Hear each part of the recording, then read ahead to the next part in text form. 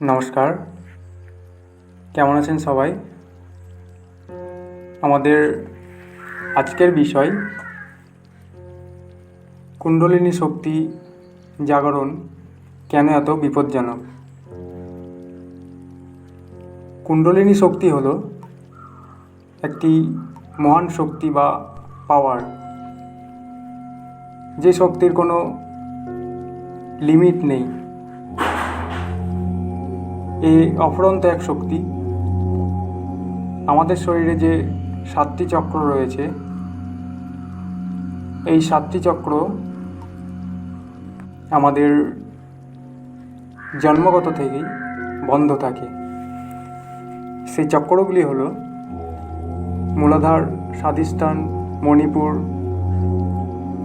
অনাহত, বিশুদ্ধা, আজ্ঞা এবং সহস্রা। তো আমাদের শরীরের এই 7টি চক্রই প্রচণ্ড শক্তিশালী এবং প্রত্যেকটি চক্রের শক্তি আলাদা আলাদা। এবার কথা হচ্ছে, মানুষ কেন এই কুলকুণ্ডলিনী শক্তি অর্থাৎ এই 7টি চক্রকে জাগৃত করতে চায়। যারা এই কুণ্ডলিনী সম্পর্কে জানে তারা এই বিষয়ে অবগত যে কুণ্ডলিনী জাগৃত করলে কী হয়। যেহেতু কুণ্ডলিনীর শক্তি প্রচণ্ড, তাই অনেকে এই শক্তি জাগৃত করার চেষ্টা করে। আর তারা এটাও জানে যে 7টি চক্র একবার জাগৃত করতে পারলে আমাদের থার্ড আই অর্থাৎ তৃতীয় চক্ষু খুলে যায়। এক্ষেত্রে থার্ড আই খোলার জন্য আলাদা করে আর ধ্যান করতে হয় না। একবার এই 7টি চক্র জাগৃত হয়ে গেলে আমাদের এই তৃতীয় চক্ষু অটোমেটিক খুলে যায়। আর এর ফলে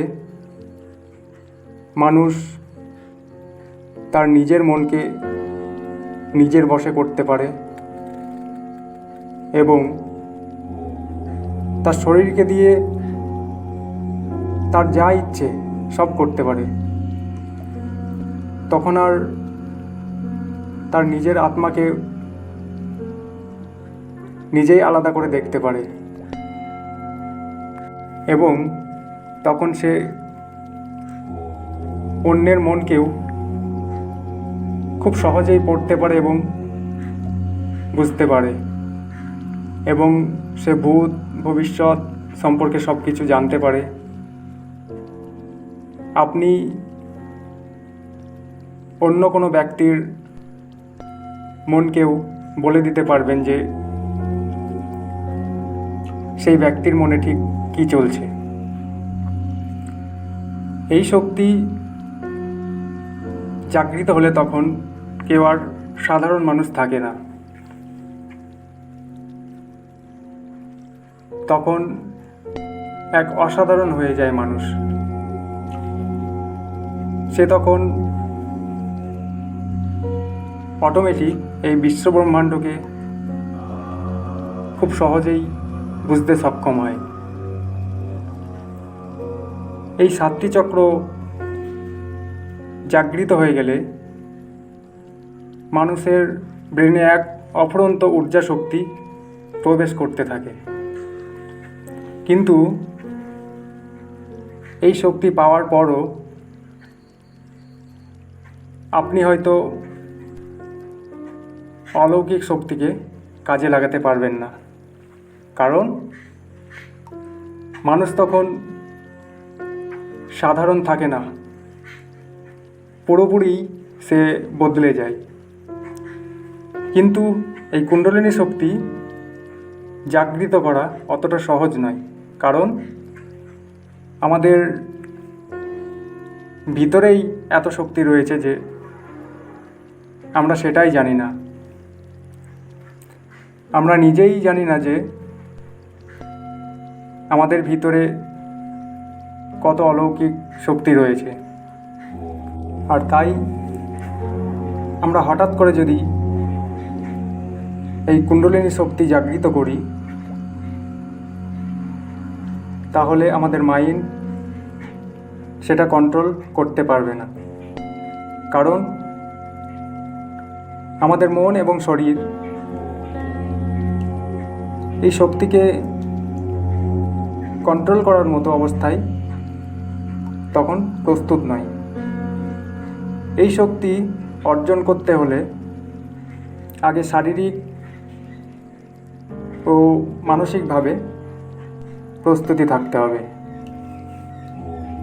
আমাদের মধ্যে সামান্য একটু শক্তি আছে, সেটাই তো আমরা কন্ট্রোল করতে পারি না। আমরা ছোটোখাটো ব্যাপারে রেগে যাই, টেনশনে পড়ে যাই ছোট ছোট কারণে। তাহলে হঠাৎ করে যদি এই 7টি চক্র খুলে যায়, তাহলে সেটা কন্ট্রোল করতে পারবেন কি? পারবেন না। কারণ আমরা সাধারণ মানুষ, আমাদের মনে এক অফুরন্ত ঊর্জা শক্তি যদি হঠাৎ করে আসে, আমাদের মাইন্ড পাগলের মতো হয়ে যাবে। কারণ মাইন্ড এত এনার্জি কখনো সে আগে ক্যারি করেনি। আমরা অনেক সাধু সন্ন্যাসী দেখি আমাদের আশেপাশে, যে তারা পাগলের মতো ঘুরে বেড়ায়। হয়তো তাদেরও কুণ্ডলিনী জাগৃত হওয়ার পর ওই শক্তি তারা কন্ট্রোল করতে পারেনি, বা তার জন্য তারা প্রস্তুত ছিল না। তাই এই শক্তি জাগৃত করলে অবশ্যই গুরুর পরামর্শ এবং গুরুর আশীর্বাদ নিয়ে জাগৃত করলে, গুরু আগে থেকেই শরীর এবং মনকে এই শক্তি নেওয়ার এবং এই শক্তিকে সঠিকভাবে কাজে লাগানোর রাস্তা খুব সহজভাবে, কোনো রকম শারীরিক ও মানসিক কোনো ঝুঁকি ছাড়াই এই কুণ্ডলিনী শক্তি জাগৃত করিয়ে দেয়। কোনো গুরু ছাড়া এই শক্তি জাগৃত করলে সেটা খুবই বিপজ্জনক। আজকে আমরা এই ভিডিওর মাধ্যমে জানলাম যে এই কুলকুণ্ডলিনী শক্তি কোনো গুরুর পরামর্শ ছাড়া জাগৃত করলে আমাদের শরীর এবং মনের ওপর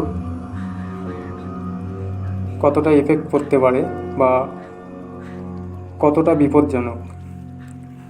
তো আজকের ভিডিও আমরা এখানেই শেষ করছি। ভিডিও যদি ভালো লাগে অবশ্যই সাবস্ক্রাইব করবেন। সবাই ভালো থাকবেন, সুস্থ থাকবেন। নমস্কার।